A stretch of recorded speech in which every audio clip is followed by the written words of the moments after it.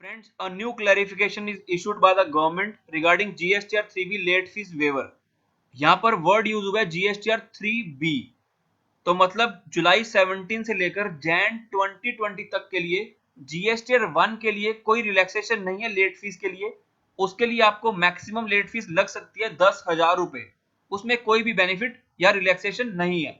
But Feb 2020 onwards, मतलब Feb, मार्च, अप्रैल, मई, जून, जुलाई, इन सभी months के लिए GSTR 1 और 3B दोनों के लिए रिलैक्सेशन है उनके लिए। बट आपको रिवाइज डेट्स को रेफर करना पड़ेगा, वो मैं आई बटन पे लगा दूंगा कि नोटिफिकेशन क्या कहती है, आप इजी लैंग्वेज में समझ सकते हो। So the government has decided to cap the maximum late fee for form GSTR 3B at ₹500 per return।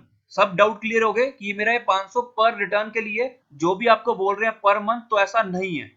For the tax period जुलाई 17 से लेकर जुलाई 2020 तक, subject to the condition that such GSTR 3B returns being filed before 30 September 2020। अब दूसरे paragraph ने एक और डाउट भी क्लियर कर दी है।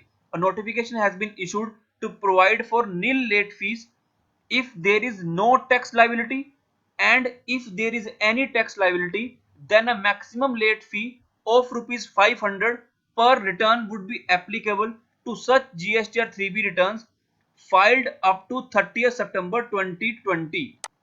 कि मतलब अगर टैक्स लायबिलिटी बनती होगी कुछ, तो उस केस में आपका मैक्सिमम लेट फीस लगेगी 500 पर रिटर्न। अगर कोई टैक्स लायबिलिटी नहीं बनती है, मतलब आपका आईटीसी ज्यादा है या आपका आउटपुट लायबिलिटी कम है आपके आईटीसी से, या आउटपुट जीरो है, तो उस केस में आपको नील लेट फी लगेगी, प्रोवाइडेड आप 30 सितंबर तक फाइल कर दो। आगे लिखे कि मई, जून, जुलाई के लिए भी इस रिलैक्सेशन को दे दिया गया है और ये लेट फी पोर्टल पर इंप्लीमेंट कर दी गई है, आप चेक भी कर सकते हो। और इस टाइम गवर्नमेंट बिल्कुल ठीक बोल रही है। नाउ सेकंड क्वेश्चन कि जिन्होंने लेट फी ऑलरेडी पे कर दी है तो क्या उनको रिफंड मिल जाएगा? तो आंसर इज गाइस, जुलाई 17 से लेकर जैन तक का आपको रिफंड नहीं मिलेगा।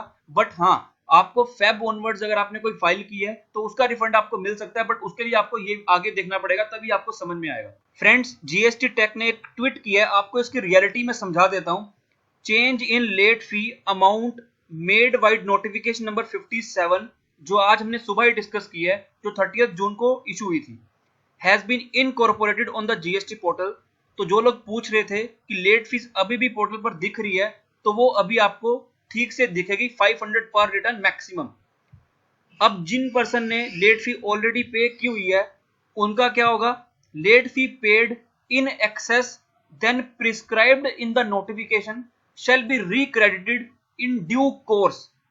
कि अगर आपने ऑलरेडी पे की होगी तो आपको उसका रिफंड मिल जाएगा। तो किस पीरियड के लिए ये बात कर रहे हैं? क्या ये जुलाई 17 से लेकर जैन 2020 तक की बात कर रहे हैं? तो मेरे अकॉर्डिंग नो। इन्होंने किस नोटिफिकेशन के बारे में लिखा हुआ है यहाँ पर? Notification number 57।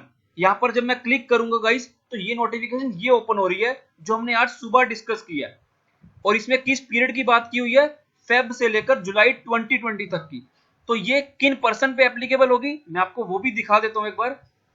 ये फेब, मार्च, अप्रैल, और अगर आपकी टर्नओवर 5 करोड़ से ज्यादा है उनके लिए, और जिनकी 5 करोड़ तक है, जिनकी फेब की ड्यू थी 30 जून तक, उनके लिए। बिकॉज क्यों? 24 जून को अब एक्सटेंड करके क्या कर दिया? 30 सितंबर, कि आप 30 सितंबर तक फाइल कर सकते हो without late fee, depending upon जो कंडीशन हम सुबह डिस्कस कर चुके हैं। और फेब के लिए जो 30 जून थी अप टू 5 करोड़ के लिए, वो भी डेट एक्सटेंड हो गई है। तो ये इन पर्सन की बात कर रहे हैं कि अगर इन पर्सन ने इस पीरियड की कोई 3B को लेट फाइल किया होगा, अगर उनको लेट फी ऑलरेडी पे कर दी होगी, तो वो रिफंड मिल जाएगा। इन्होंने कोई जुलाई 17 से लेकर जैन 2020 तक की बात नहीं की। अब ये मेरा ओपिनियन है जो मुझे समझ में आ रहा है। आपका क्या ओपिनियन है प्लीज जरूर शेयर करना। वीडियो अच्छी लगे तो लाइक करना, चैनल को सब्सक्राइब करना, और इस रियलिटी को और लोगों के साथ भी शेयर करना। तब तक के लिए जय हिंद, जय भारत।